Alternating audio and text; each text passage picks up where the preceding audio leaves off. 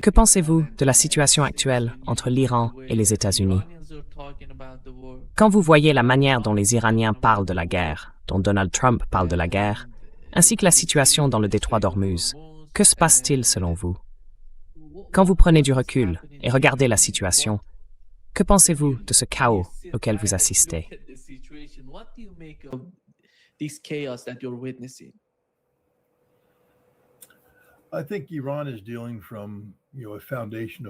Je pense que l'Iran négocie à partir d'une base de vérité fondée sur les faits. Il agit dans le cadre de la réalité, telle qu'elle est dictée par ses performances durant le conflit qu'il a opposé aux États-Unis et à Israël. Ils ont dépassé les limites.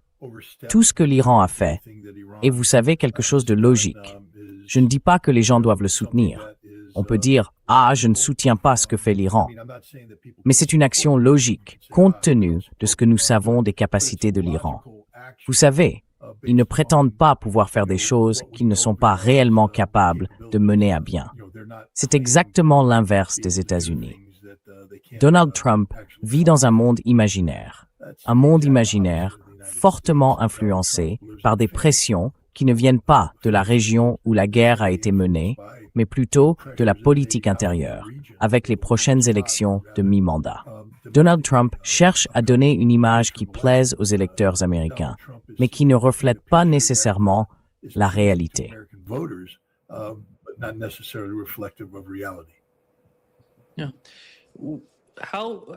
Oui. Comment voyez-vous le nouveau pacte de défense entre l'Arabie saoudite et le Pakistan, l'Arabie saoudite, le Pakistan et la Turquie? Parce qu'il y a différentes interprétations du côté iranien. La réaction de l'Iran a été très positive. Vous voyez, le ministre des Affaires étrangères s'est exprimé, le ministère iranien des Affaires étrangères aussi, et leur réaction a été très positive. Même le nouveau chef du Conseil de sécurité nationale iranien a réagi positivement.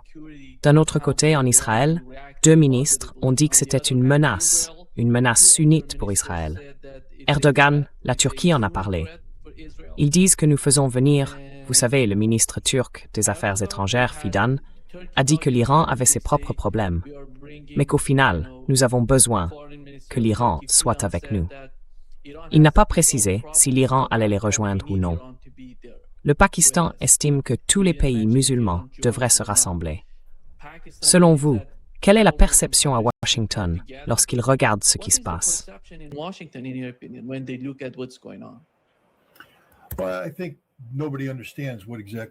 Eh bien, je pense que personne ne comprend exactement ce qu'est ce pacte. Je veux dire, c'est censé être un pacte d'autodéfense collective, inspiré en quelque sorte de l'article 5 du traité de l'OTAN. Une attaque contre l'un est une attaque contre tous. Mais soyons tout à fait honnêtes là-dessus. À part le fait que le Pakistan et l'Arabie saoudite ont des accords selon lesquels le Pakistan fournit des effectifs à l'Arabie saoudite, il n'existe aucune doctrine commune. Alors certains disent, c'est l'OTAN du Moyen-Orient. Non, ce n'est pas le cas. Où est leur doctrine militaire unifiée? Des unités militaires saoudiennes peuvent-elles opérer de manière interopérable avec des unités militaires turques?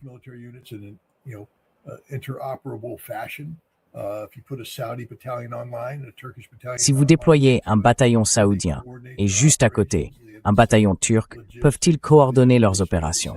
Ont-ils la même logistique? Parlent-ils la même langue? Non. Le Pakistan? Non. Le Pakistan a ses propres structures. Donc vous savez, leurs forces aériennes ne savent pas combattre ensemble. Ont-ils une doctrine aérienne unifiée? Sont-ils capables d'échanger leur code IFF, d'identification amis ou ennemis, pour ne pas s'abattre les uns les autres? Tout cela reste donc très théorique. Ils disent notamment que cela n'annule aucun accord de sécurité existant. Alors, comment gérer la Turquie et l'OTAN? Eh bien,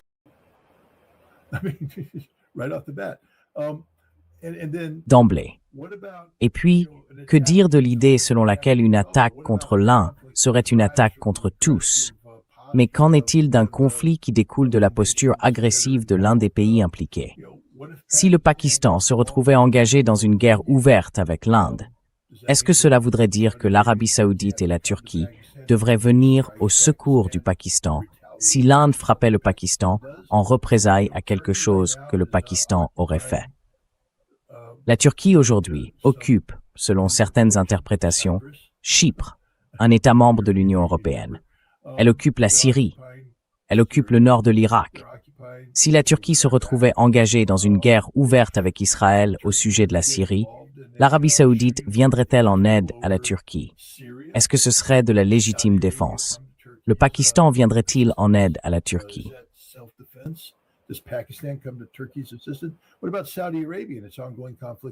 Qu'en est-il de l'Arabie saoudite et de son conflit en cours avec Ansar Allah au Yémen? Est-ce que le Pakistan et la Turquie sont censés venir en aide à l'Arabie saoudite? Ce pacte n'a aucun sens, absolument aucun. Donc je ne sais pas. C'est peut-être un pas dans la bonne direction, mais quelle direction? Est-ce contre l'Iran? Ils disent que non. Ils disent que l'Iran n'est pas signataire. Comme vous l'avez dit, les Iraniens ne semblent pas se sentir menacés par cela. Est-ce contre Israël? Eh bien, ils ne le disent pas, mais c'est ce que cela laisse entendre. Mais voici la grande question sans réponse. Quel est le lien avec l'architecture de sécurité actuellement en place, dominée par les États-Unis? L'Arabie saoudite n'a pas rompu avec les États-Unis. Saudi Arabia has not divorced itself from the United States.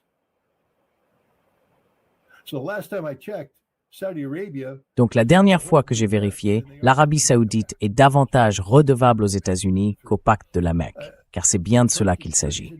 La Turquie est membre de l'OTAN. Est-ce que la Turquie va vraiment s'opposer aux États-Unis tout en étant membre de l'OTAN? Ce pacte n'a aucun sens, absolument aucun. C'est du charabia. C'est le chaos. Il faut y réfléchir davantage. Je veux dire, j'étais en Turquie, et vous savez, je parlais à des gens qui sont amis du régime d'Erdogan. Ils appartiennent à un autre parti politique, mais ils lui sont quand même favorables. Leur idée, c'était que la Turquie devrait s'aligner sur l'Iran, la Russie et la Chine. Et cet alignement pousse en quelque sorte la Turquie exactement dans la direction opposée. Qui sait? Peut-être qu'il y a une vision derrière tout ça.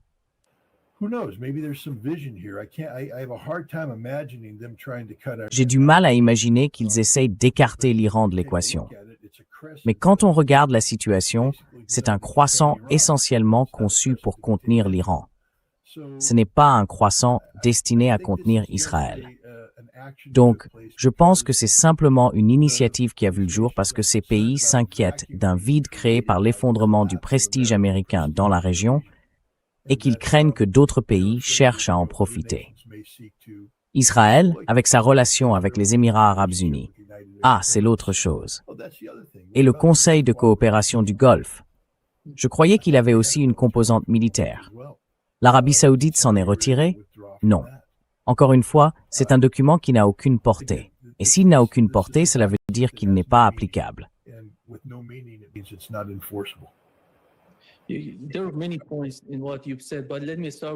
Il y a beaucoup de points dans ce que vous avez dit, mais laissez-moi commencer par le premier, celui que vous avez évoqué à propos de Chypre. Je suis allé à Chypre. Je connais Chypre, la partie nord. Je suis allé dans le nord de Chypre, qui est sous le contrôle du gouvernement turc. Ce sont surtout, enfin, pas surtout, tous sont des Turcs. Ils parlent turc. Leur culture est turque.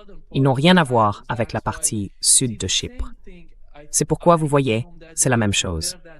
Je suppose qu'on peut comparer cela à ce qui se passe dans l'est de l'Ukraine, où les Russes ethniques étaient davantage liés aux Russes qu'aux Ukrainiens, si l'on peut le dire ainsi.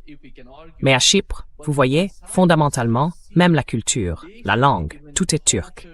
La monnaie est turque. Rien. Vous ne voyez aucun lien avec la Grèce. C'est exact. Mais voilà le problème. Je suis d'accord avec vous. Je suis d'accord avec vous à 100%. Mais quel est le statut de Chypre du Nord au regard du droit international?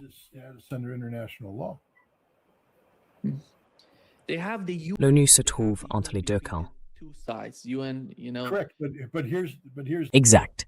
Mais voilà le problème. La Turquie considère Chypre du Nord comme une extension de la Turquie. Donc lorsqu'il s'agit par exemple d'explorer le pétrole et le gaz dans les eaux autour de Chypre, La Turquie dit « c'est à nous » et Chypre répond « non, c'est à nous ».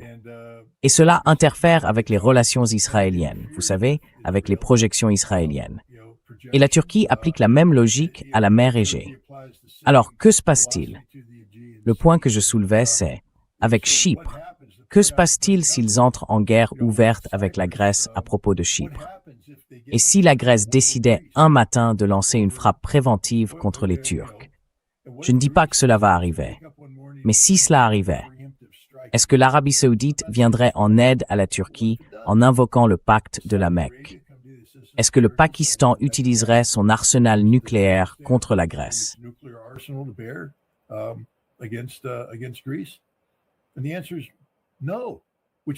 Et la réponse est non, ce qui veut dire que c'est un pacte sans valeur.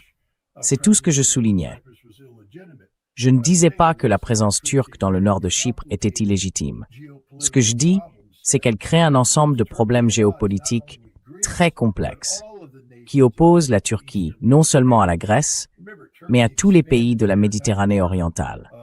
Rappelez-vous, la Turquie a étendu sa frontière maritime sur la base d'un accord avec Tripoli, je crois, le gouvernement de Tripoli, qui a essentiellement tracé une ligne en plein milieu. Et cela change tout en matière de droits sur le pétrole et le gaz. La France n'est pas d'accord. L'Égypte n'est pas d'accord. Personne n'est d'accord, à part la Turquie et cette partie de la Libye.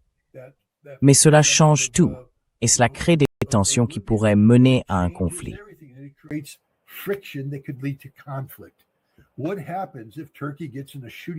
Que se passe-t-il si la Turquie échange des tirs avec la France? C'est presque déjà arrivé une fois, à cause de la Libye.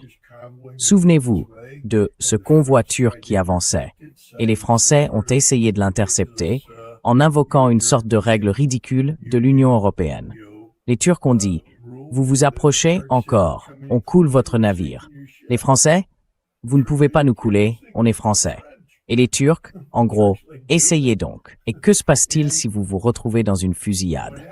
La France a dit qu'elle soutiendrait la Grèce quoi qu'il arrive. Donc, si la Grèce attaque la Turquie, la France se range du côté de la Grèce.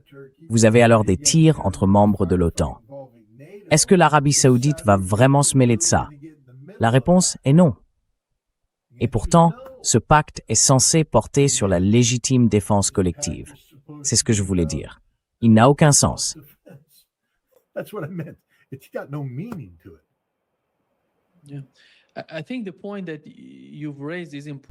Je pense que le point que vous avez soulevé est important, parce que les Yéménites l'ont également évoqué. Ils ont dit à la Turquie, « Vous pensez que si Israël vous attaque, l'Arabie saoudite va vous défendre? Ce sera nous qui vous défendrons, pas l'Arabie saoudite. » Mais le problème avec l'Arabie saoudite, Scott, c'est qu'elle n'est pas si compétente sur le plan militaire. Si elle décide de se défendre,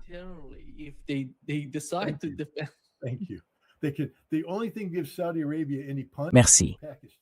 La seule chose qui donne un peu de poids à l'Arabie saoudite, c'est le Pakistan. C'est tout. Retirez le Pakistan de l'équation et l'Arabie saoudite n'a plus rien. Rien.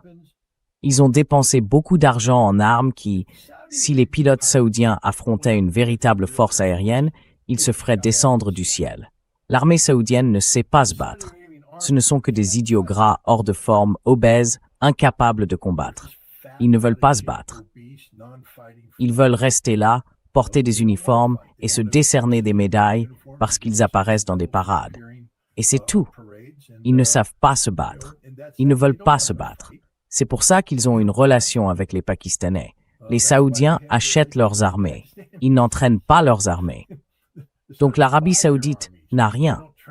Israël ne craint pas que des divisions saoudiennes traversent la Jordanie pour se rapprocher de lui.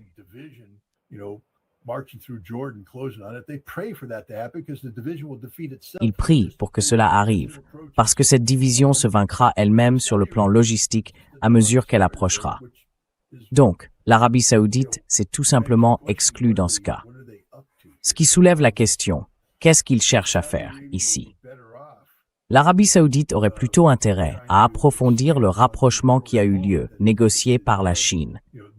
Peut-être pas en créant une alliance défensive officielle avec l'Iran, mais en faisant clairement comprendre que l'Arabie saoudite et l'Iran n'ont aucun problème entre eux, qu'il n'y a pas de menace militaire et que l'Arabie saoudite en a fini avec l'Amérique. Mais c'est justement ça le problème. Tout ce pacte ne veut rien dire tant que l'Arabie saoudite autorise des forces américaines sur ses bases. Tant qu'il y aura une présence militaire américaine en Arabie saoudite, ce pacte ne voudra rien dire. Il ne signifie rien. C'est une blague. C'est embarrassant. C'est humiliant, parce qu'en réalité, ça ne signifie absolument rien. C'est ça mon point.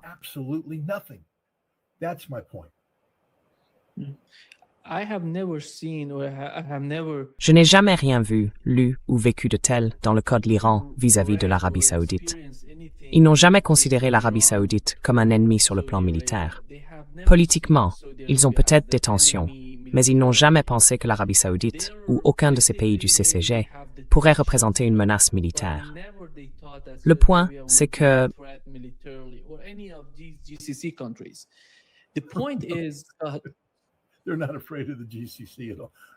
Ils n'ont pas du tout peur du CCG.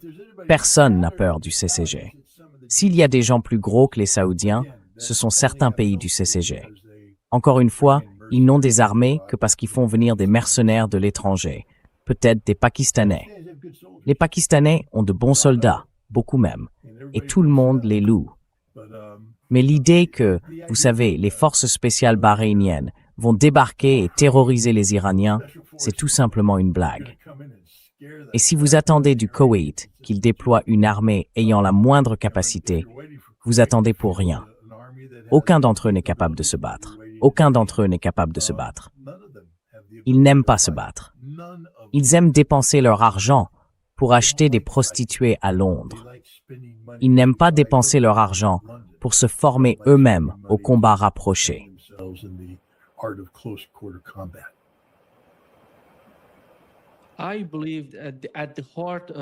je pense que, au cœur de ce pacte militaire, ou pacte de défense, ou pacte de sécurité, il y a l'Arabie saoudite. L'Arabie saoudite demande à la Turquie et au Pakistan de se joindre à elle pour faire cette annonce. Qu'est-ce que cela signifie? Ce n'était pas le cas avant le début de la guerre, Scott. À mon avis, il se passe quelque chose au sein de l'Arabie saoudite. Ils voient la nécessité d'avoir cela. Vous avez dit que cela ne leur apporterait pas beaucoup de poids. Mais, malgré tout, ils semblent ressentir le besoin de l'avoir. Qu'est-ce que c'est?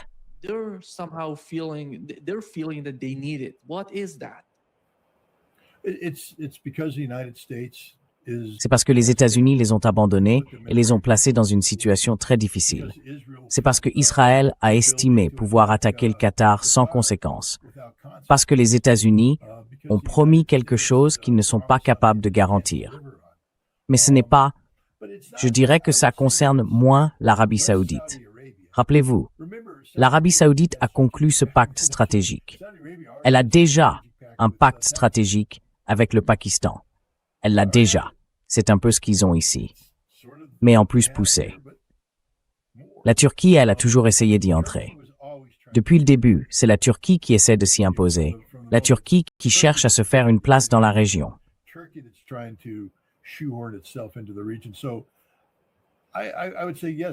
Donc je dirais que oui, il fallait que l'Arabie saoudite le fasse. Et bien sûr, c'est elle qui l'a accueilli.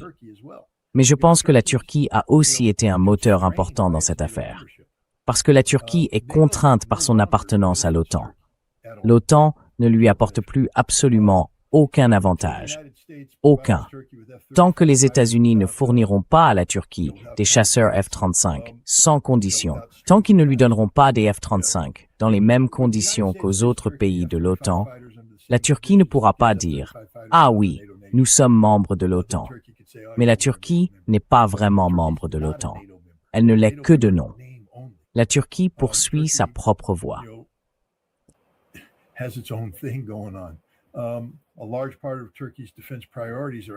Une grande partie des priorités de défense de la Turquie se situe en dehors du cadre de l'OTAN. La Turquie part donc du constat qu'elle ne deviendra pas une nation européenne, qu'elle a été en substance tenue à l'écart de l'Europe, et que son orientation stratégique, l'orientation d'Erdogan ou post-ottomane, se tourne vers l'Asie centrale et vers l'Est. Et ce n'est pas une relation de conflit. C'est censé être une relation de coopération et de collaboration économique. Donc la Turquie, mais encore une fois, qu'en est-il de la Turquie et du Qatar? Personne n'en parle, parce que les Saoudiens et les Qataris ne s'entendent pas. Vous le savez, n'est-ce pas?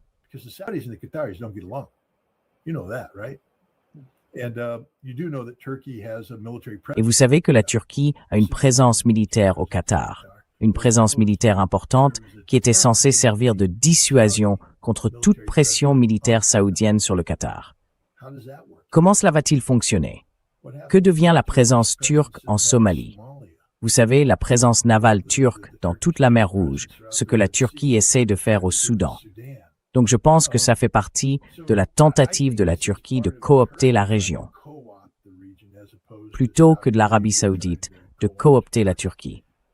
Je pense que la véritable force motrice ici, c'est la Turquie, c'est Erdogan, parce qu'il doit regarder dans cette direction.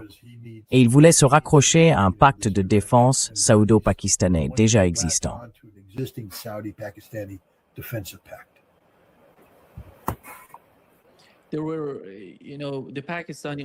Il y a eu, vous savez, l'envoyé pakistanais qui s'est rendu en Iran pour transmettre un message du Premier ministre et du ministre principal pakistanais aux Iraniens. Et il a dit, il s'entretenait avec le Premier ministre iranien, il a dit, ce que nous avons fait avec l'Arabie saoudite et la Turquie n'a rien à voir avec l'Iran. L'Iran n'en est pas la cible. Et d'ailleurs, la perception en Iran était la même. Comment voyez-vous, Scott, la manière dont l'Arabie saoudite essaye d'agir? Une partie du problème avec l'Arabie saoudite, c'est ce que vous avez mentionné. Avant le début de la guerre, vous savez, il y avait leur coopération avec les bases américaines présentes dans leur pays. Aujourd'hui, conséquence de la guerre, ils ont été attaqués à cause de ces bases. Et maintenant, ils cherchent une sorte d'alternative pour leur sécurité. Mais une partie du problème, c'est l'Arabie saoudite elle-même. Par exemple, au Yémen, avec l'Irak, on ne voit pas chez les dirigeants saoudiens ce genre de sagesse qui permettrait de faire baisser les tensions. D'après vous, d'où ça vient-il?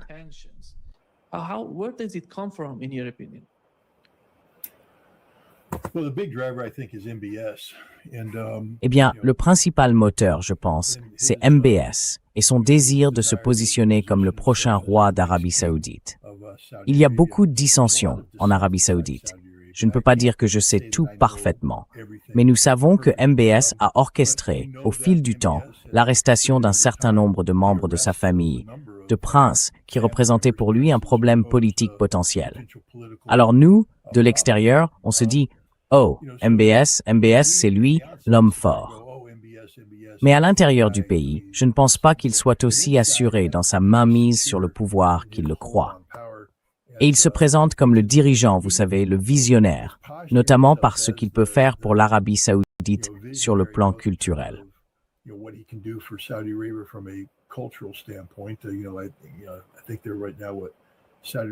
Vous savez, je pense qu'en ce moment, Arabie saoudite 2030, c'est le nouveau slogan. On crée de nouvelles villes, on offre davantage de possibilités aux femmes, c'est un réformateur, et tout ça. Mais il doit aussi être un homme de sécurité. Et puis, il y a toujours ce qui reste non dit, sa relation avec les oulémas, les autorités religieuses. Il y a eu un pacte avec le diable conclu par la famille saoudienne, les Al-Saoud, avec le wahhabisme. C'est un élément important. Il y a donc une relation qui exige de l'Arabie saoudite qu'elle contribue à exporter le wahhabisme à l'étranger, dans le cadre de sa politique étrangère. Et cela oblige l'Arabie saoudite à adopter une posture plus affirmée au niveau régional.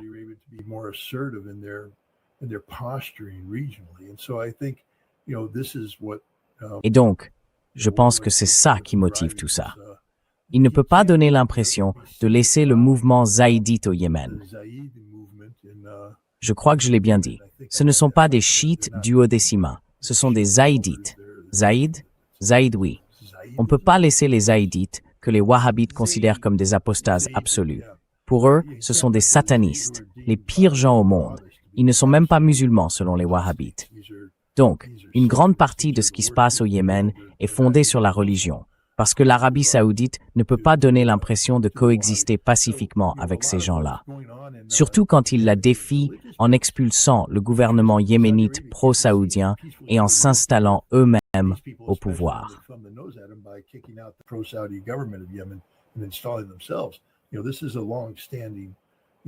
Vous savez, c'est une question religieuse de longue date. Et c'est la même chose avec les chiites d'Irak. Vous ne pouvez pas avoir des milices chiites qui envoient des roquettes en Arabie saoudite ou des drones en Arabie saoudite. Mon Dieu, ça ne peut pas arriver.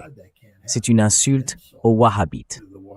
Donc une grande partie de la posture saoudienne est simplement dictée par l'illogisme absolu du fanatisme wahhabite. On ne le pense pas, parce que lorsque nous regardons le visage de l'Arabie saoudite, nous voyons l'Arabie saoudite de 2030. Mais creusez un peu plus en Arabie saoudite et vous vous rendez compte qu'il y a là-bas une bande de fanatiques wahhabites qui coupent des têtes et qui ont une emprise plus forte qu'on ne le penserait sur la dynamique politique intérieure de l'Arabie saoudite.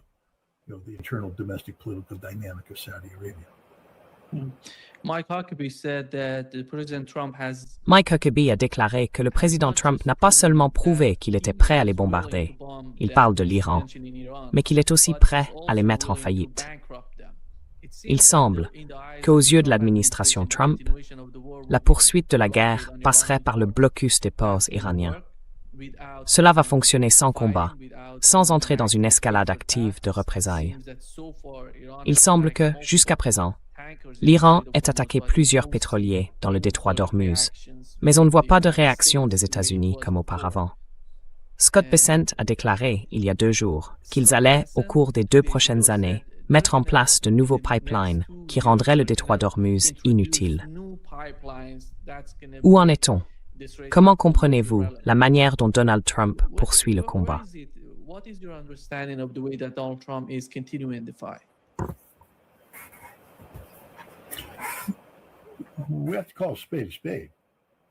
Il faut appeler un chat un chat.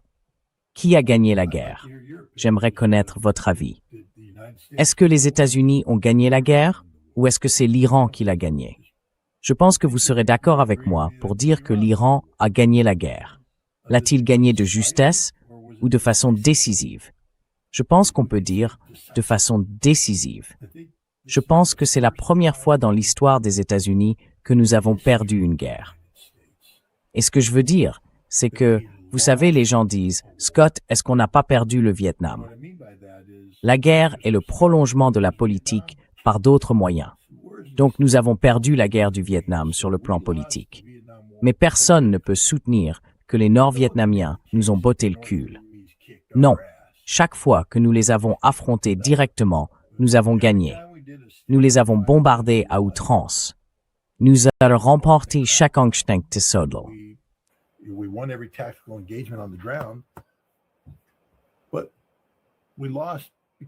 Mais nous avons perdu parce que politiquement, nous ne pouvions pas soutenir le conflit.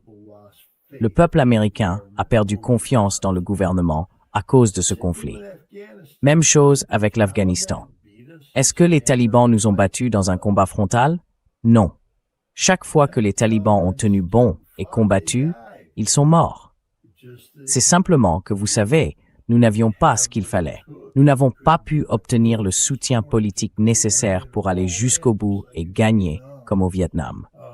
Alors, nous avons fini par mener cette guerre à moitié, et le peuple américain a perdu confiance.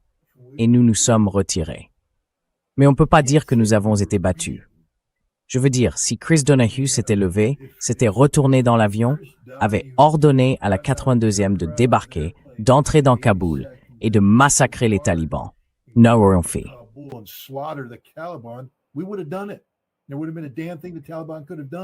Il n'y aurait pas eu la moindre chose que les talibans auraient pu faire. Ils ne pouvaient pas nous battre. Mais il n'y avait aucun soutien pour ça. Aucune volonté de le faire. L'Amérique a perdu la volonté de se battre. L'Iran, on voulait le combattre. On ne peut pas. On s'est fait battre. On s'est fait battre. Et vous dites, bon, Scott, on n'avait plus de munitions. C'est pas vraiment se faire battre. Ça veut dire que vous ne comprenez rien à la guerre. Vous savez, la guerre, c'est une question de système. des systèmes qui fonctionnent comme ils sont censés fonctionner. Et un élément essentiel d'un système, ce n'est pas seulement la manière dont il opère sur le front, c'est aussi toute la maintenance en arrière, la durabilité. Si vous allez tondre la pelouse, ne venez pas me vanter le tranchant de la lame. Don't brag to me about how sharp the blade is. If you're going to run out of gas halfway through and you didn't have a plan. Si vous tombez en panne d'essence à mi-chemin et que vous n'avez pas prévu d'en remettre dans la machine, alors vous ne tondez plus la pelouse. C'est la pelouse qui vous a botté le cul, parce que vous n'aviez pas de plan pour continuer.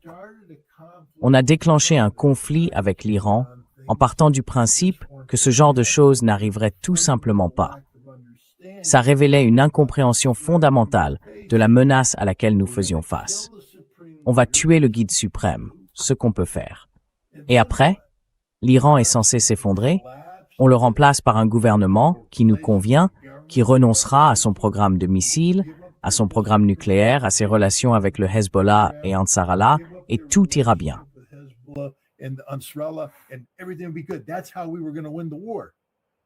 C'est comme ça qu'on allait gagner la guerre. La gagner avec les 6 premières bombes larguées sur l'Iran.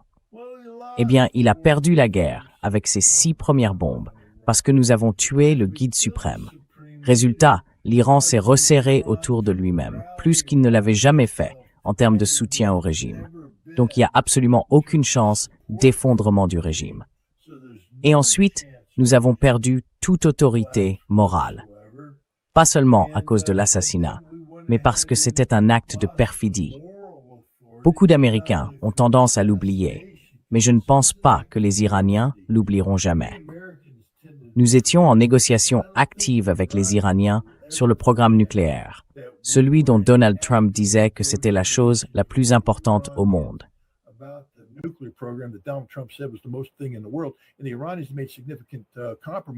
Et les Iraniens ont fait d'importantes concessions. Un accord était en cours de négociation, dans un avion, par l'intermédiaire du ministre omanais des Affaires étrangères, pour finaliser tout ça. Et les Iraniens pensaient avoir fait quelque chose de bien, puis nous avons bombardé. C'est un acte de perfidie. C'est un crime de guerre. C'est ainsi que nous avons commencé cette guerre, par un crime de guerre. Ensuite, nous avons assassiné quelqu'un. C'est un autre crime. Puis, dès le premier jour, nous avons tué 168 élèves à l'école Manab. Encore un crime qui montre que nous n'avons aucune idée de ce que nous faisons. Nous avons commencé une guerre que nous avons perdue dès le premier jour parce que nous ne pouvions pas la gagner. Mais nous n'avons cessé de dire que nous allions le faire. Nous avons changé notre plan de guerre. Et puis, vous savez, pourquoi changeons-nous notre plan de guerre tous les 2 jours si nous avions un plan aussi bon?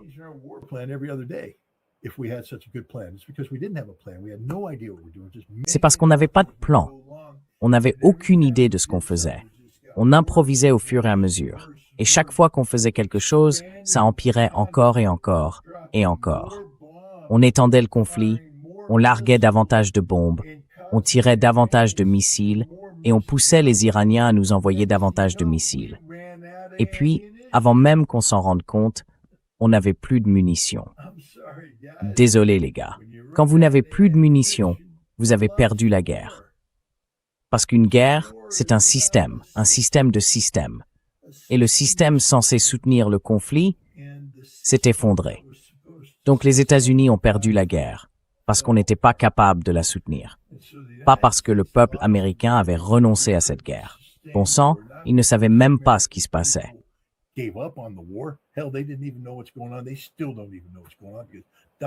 Ils ne savent même toujours pas ce qui se passe. Donald Trump leur ment depuis le premier jour. Ce n'est pas le Vietnam, où les Américains descendent dans la rue en disant « Ramenez nos gars à la maison ». Enfin, espérons que ça arrivera, qu'il y aura plus de gens dans la rue. Mais ce n'est pas pour ça que cette guerre s'est terminée. Cette guerre ne s'est pas terminée parce que les Américains ont dit « Hors de question, on n'ira pas ». En fait, beaucoup d'Américains sont plutôt du genre « bombarder ces types jusqu'à ce qu'il n'en reste rien ». Il n'a plus de munitions. Et c'est pas tout. Les Iraniens ont pris l'avantage géopolitique, si l'on peut dire. en contrôlant le détroit d'Ormuz et Bab el-Mandeb. Ils étranglent donc non seulement l'économie américaine, mais aussi l'économie mondiale, parce qu'elles sont interconnectées.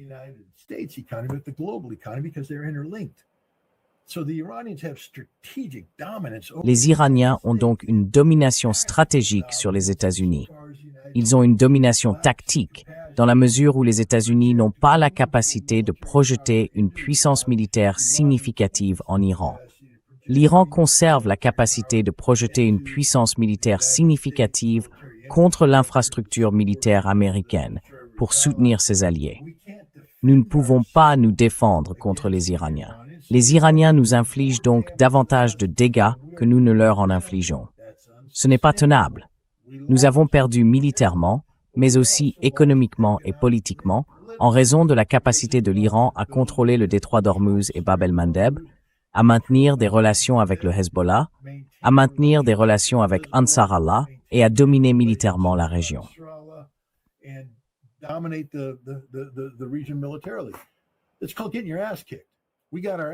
Ça s'appelle se faire botter le cul.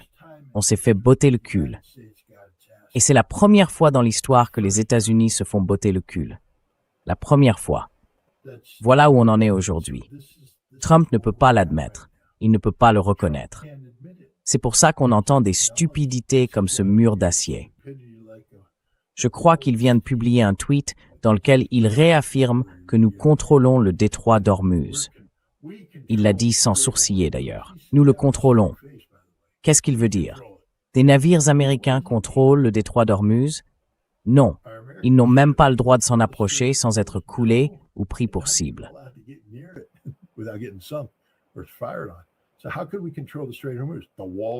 Alors, comment pourrions-nous contrôler le détroit d'Ormuz? Le mur d'acier. Mais est-ce vraiment un mur d'acier? Non.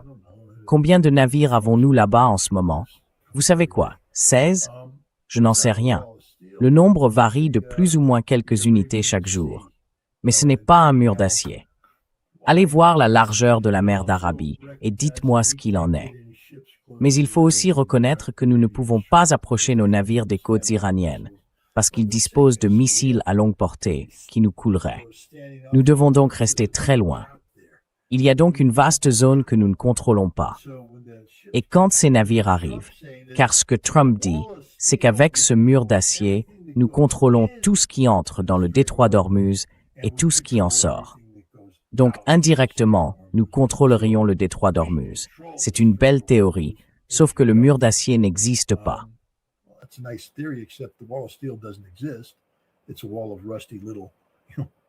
C'est un mur de petits avant-postes navals rouillés. Mais les navires continuent leur route, longent la côte, ne sont pas arrêtés par la marine américaine, arrivent, longent la côte, puis passent par le détroit d'Ormuz. Seuls les Iraniens contrôlent ce qui entre et ce qui sort du détroit d'Ormuz. Est-ce qu'il y a des fuites? J'imagine qu'il peut y en avoir une ou deux pour réussir à passer. Mais je n'ai rien entendu d'important à ce sujet. Je pense que les Iraniens frappent en fait tout avec un missile. Et les compagnies d'assurance ne vont pas permettre aux gens d'essayer de passer en douce. Je pense qu'en ce moment, en gros, si vous passez sans notre permission et que vous êtes touché, vous n'êtes pas couvert. Donc, vous devez payer les Iraniens si vous voulez passer. Ou les Qataris, ou les Omanais, pardon.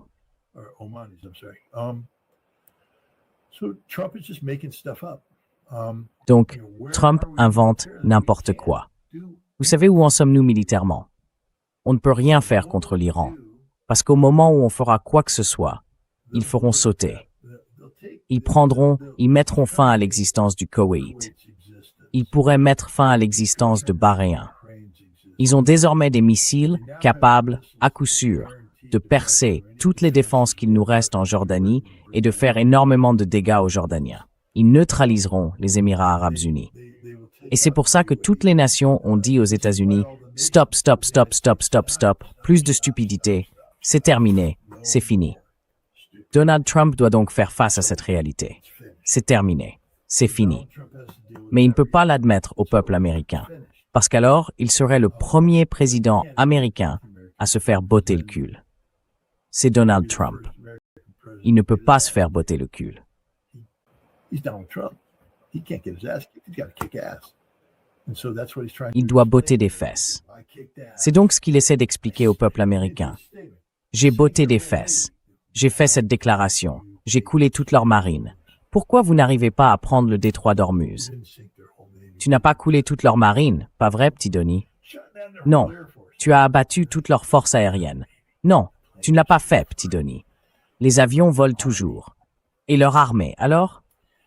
Ton pire cauchemar, ce serait, et c'est peut-être une autre raison pour laquelle nous avons arrêté, que nous avons plusieurs milliers de soldats au Koweït qui ne sont pas des troupes de combat au sol. Si les Iraniens parvenaient à faire passer plusieurs divisions autour de Fish Lake, autour de Bassora, jusqu'au Koweït, le Koweït tomberait en 3 jours, peut-être même plus vite. Et tous les soldats que nous avons là-bas seraient prisonniers ou morts. C'est un cauchemar pour Trump. That's a nightmare for Trump. Ifuwahatsme Pwosti. So Alors, que dit-il au peuple américain? Nous avons gagné. and I think that's Et je pense que c'est là qu'il peut préparer sa déclaration de victoire. Nous avons gagné le mur d'acier permanent. Nous avons gagné parce que nous avons un mur d'acier et nous allons le maintenir. we have a wall of steel. Mais le problème suivant, c'est, peut-il le maintenir? Then the next promise. Je ne vais pas trop m'attarder sur les rumeurs concernant Abraham Lincoln, mais vous avez vu les informations. Seen the stories. Il ne semble pas que tout soit harmonieux sur un porte-avions à qui l'on a demandé de prolonger son déploiement. I would imagine. Et j'imagine que les mêmes tensions existent aussi sur d'autres navires de la marine. C'est une posture que Donald Trump ne peut pas maintenir. En outre, s'il ne ramène pas les choses à la normale, il va perdre les élections de mi-mandat. Donc je pense que vous allez entendre Donald Trump dire « J'ai gagné ». So I think you're going to see Donald Trump say, I won. I control the Strait of Hormuz. Scott Bessent. Je contrôle le détroit d'Ormuz. Don't, you know, Scott Bessent va dire « Tant qu'on a ce mur d'acier, on n'a pas à s'en inquiéter ». Et puis, dans 2 ans. Vous savez ce qu'il y a de bien avec l'échéance de 2 ans? Trump n'aura pas à en répondre. C'est dans 2 ans. Trump ne sera plus président. Donc vous savez, vous allez voir que dans 2 ans, dans 3 ans, les choses iront mieux. Faites-nous confiance. Ne nous demandez pas de rendre des comptes pour le chaos actuel, parce que dans 2 ans, ça ira mieux grâce à nous. Enfin, c'est ça, la stupidité. Et j'espère que les électeurs américains ne se laisseront pas avoir. Mais c'est ce qu'on voit, beaucoup de postures de la part d'un président qui a le déshonneur d'être le premier président de l'histoire des États-Unis à s'être fait botter le cul dans une guerre. United States history to get his ass kicked in a war.